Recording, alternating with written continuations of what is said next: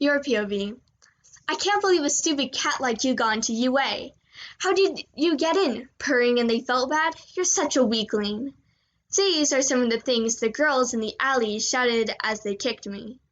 I felt so weak. Right now it hurts. One lifted me by my hair and spat in my face.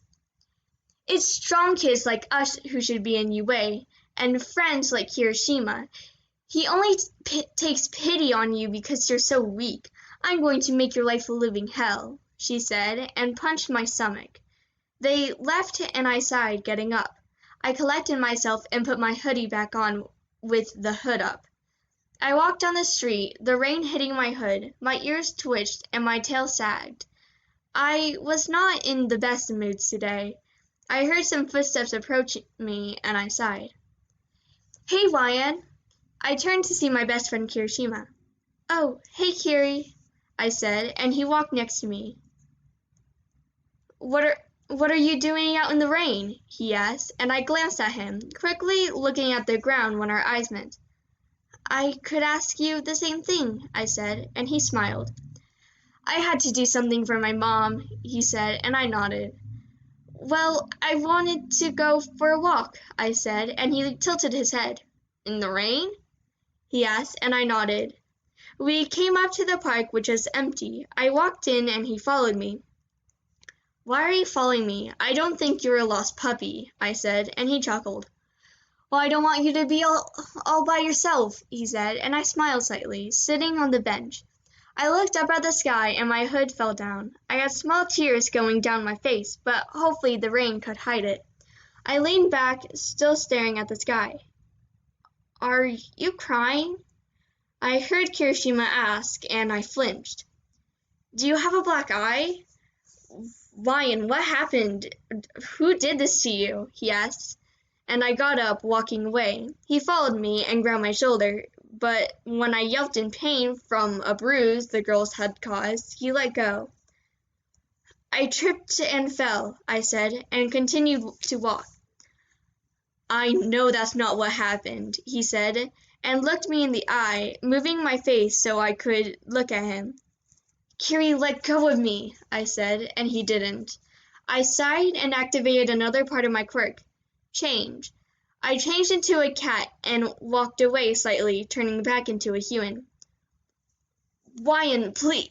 Goodbye, Kiri, I said, and walked away, heading to my house. I unlocked the door, and my mom looked at me. I saw two of the girls that beat me up earlier, and one had a huge cat scratch on her face.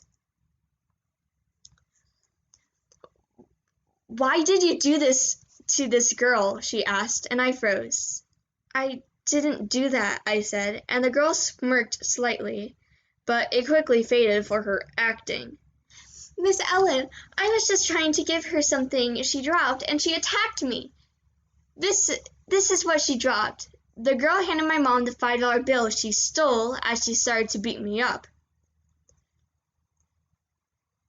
You need to do something about it. Wild animals should be put down.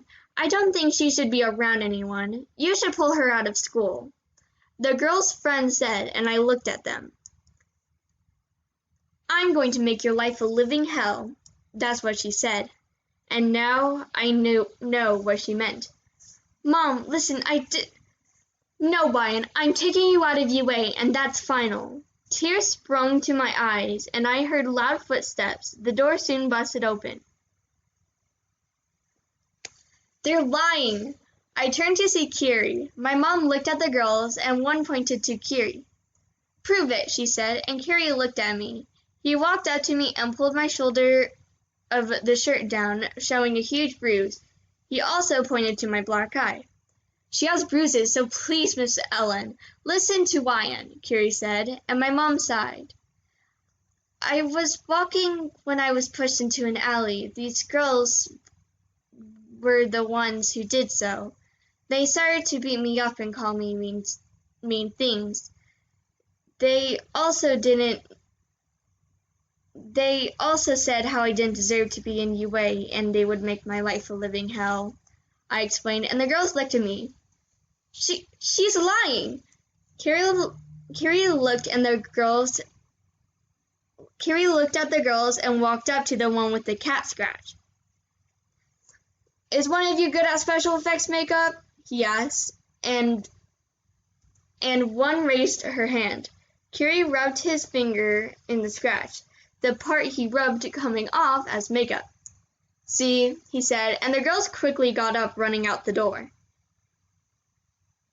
"You two go upstairs. I have some phone calls to make," Mom said, and we went to my room. When Kiri closed the door, I pulled his face to mine in a kiss. He was shocked at first, but soon kissed me back. He wrapped his arms around my waist, and I wrapped mine around his neck. We soon pulled away for air, and my tail moved around his wrist. "Thank you," I said, and he smiled. "No problem," he said, kissing me again.